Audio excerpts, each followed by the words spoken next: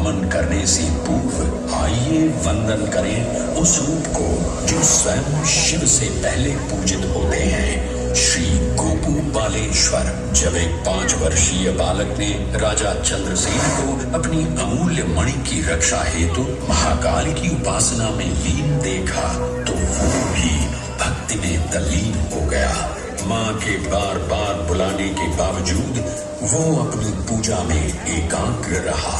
उसकी श्रद्धा से प्रसन्न होकर भगवान शिव स्वयं उसके घर लिंग के रूप में प्रकट हुए।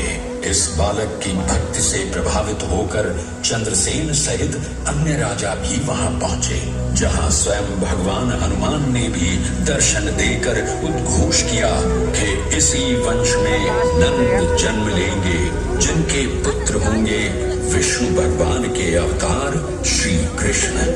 ये परंपरा न केवल बाल भक्ति की प्रतीक है, बल्कि गुरु शिष्य परंपरा, तांत्रिक साधनाओं और क्रमिक पूजन की विधियों से भी जुड़ी है।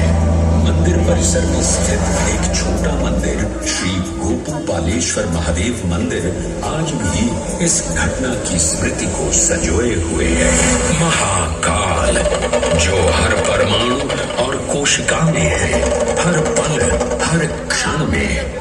महाकाल जो है इस महानगर उज्जैन और नदी क्षिप्रा के कण कण में। आइए सुने उसी पावन नदी क्षिप्रा से महादेव की अद्भुत गाथा।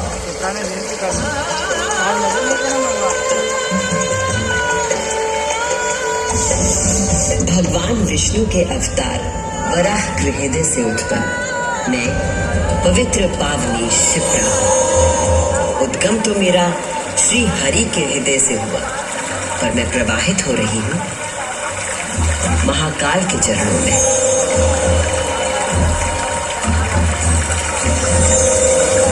पुराणों में मुझे कई नाम प्रदान किए गए हैं, जबरधन, पाप, अमृत संभवा और क्षिप्रा।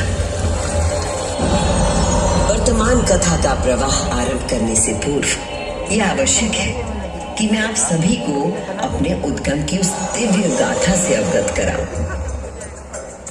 जिसे जानकर आप अचंभित हो जाओगे। मेरा उद्गम ऋषि अत्रि से जुड़ा है,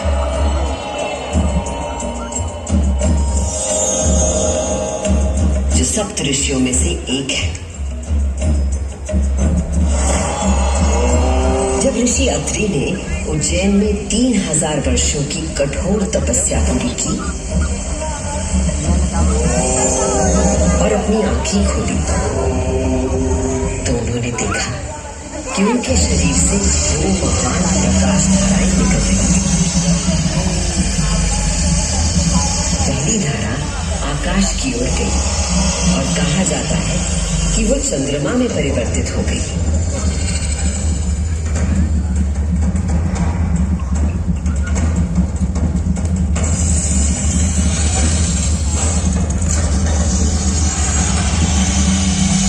दूसरी प्रकाश धारा पृथ्वी की ओर गई और उसने मेरा रूप धारण कर लिया। और उस प्राचीन काल से बहती आ रही हूं मैं, इतिहास, आध्यात्मिकता, दिव्यता की कहानियां अपने साथ लेकर। कहानियां महाकाल की, जो विश्व का आदि और अंत है, जीवन का आरंभ और समापन जिनकी इच्छा से होता है, जो इस विश्व की निस्तब्धता और ध्वनि दोनों है।